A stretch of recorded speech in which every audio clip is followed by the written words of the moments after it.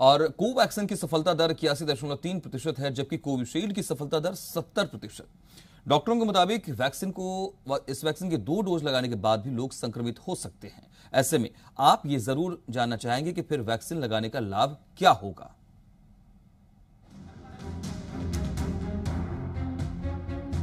बहुत से लोग इस पर सवाल उठा रहे हैं कि ऐसी वैक्सीन का क्या फायदा जिसको लगवाने के बाद भी कोरोना संक्रमण हो रहा हो। हम इन सवालों के जवाब में आपको बलबीर नेगी से मिलवाना चाहते हैं। बलबीर एक हेल्थ वर्कर हैं और पिछले साल ये कोरोना संक्रमित हो गए थे। बलबीर ने ठीक होने के बाद वैक्सीन लगवाई, लेकिन हाल ही में ये दोबारा संक्रमित हो गए।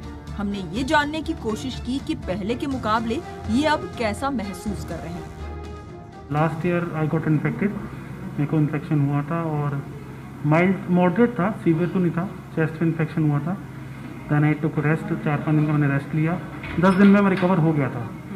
अभी recently I got vaccinated, 1 dose मेरे को लग चुका है, लेकिन उसके बाद मेरे को कुछ सिम्टम आए थे, टेस्ट कराया, सिटी में ऐसा कुछ आया नहीं है, but as compare to last year symptoms इस बार मैं ज़्यादा अच्छे से रिकवर कर पाया हूँ।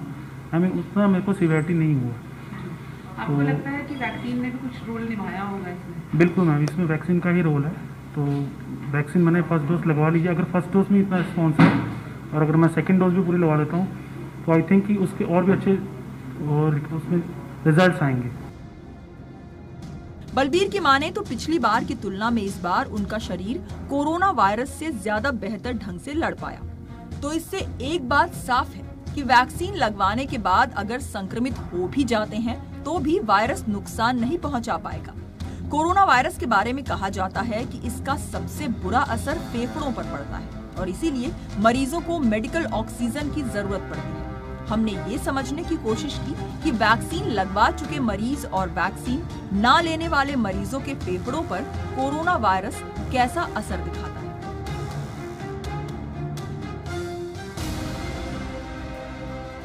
इन 2 तस्वीरों से ही आपको समझ में आ जाना चाहिए कि वैक्सीन लगवाना क्यों जरूरी है।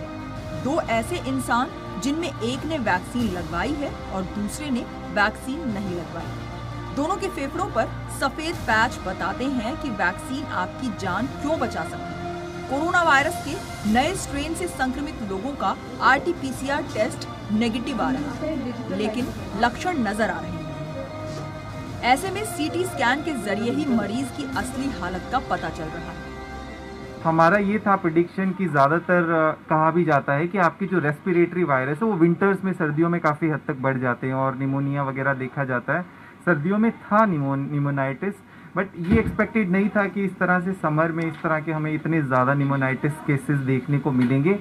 पिछली बार से बात करें तो केसेस डबल से भी ज़्यादा हो गए हैं CT स्कैन की, और केसेस बढ़ने के साथ साथ CT स्कैन के केसेस, उसमें जो सीवियरिटी है वो भी दिन ब दिन काफ़ी ज़्यादा बढ़ती जा रही है, क्योंकि उसकी सीवियरिटी के बाद डिसाइड किया जाता है कि पेशेंट का फर्दर ट्रीटमेंट प्लान क्या रहेगा।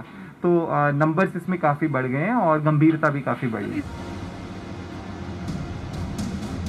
वैक्सीन कोरोना वायरस की रोकथाम में कामयाब है और इसीलिए जिन लोगों ने वैक्सीन की दोनों डोज ले ली वो राहत की सांस ले सकते हैं, और जिन लोगों ने वैक्सीन नहीं ली है वो अपनी बारी आने पर वैक्सीन जरूर लें। लेकिन ध्यान रखें, मास्क फिर भी लगाना है और सामाजिक दूरी का पालन करते रहना है। जी मीडिया, दिल्ली।